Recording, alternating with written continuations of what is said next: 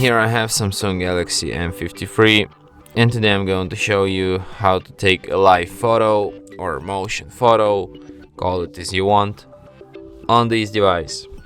So firstly, let's open camera, and when you're just in normal photo mode, tap on this icon here and you can enable motion photo.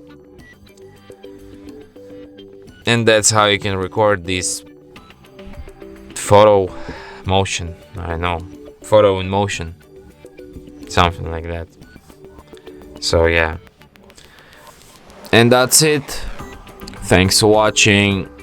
If you find this tutorial useful, don't forget to hit that like button and subscribe to our channel.